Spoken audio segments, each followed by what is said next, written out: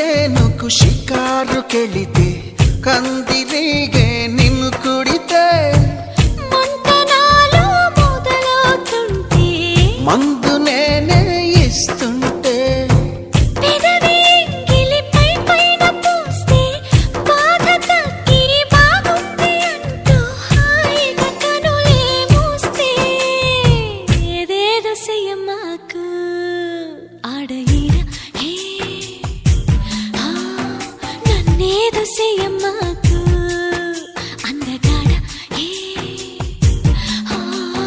అంతకంటే హాయి ఉంది వదులుకోకు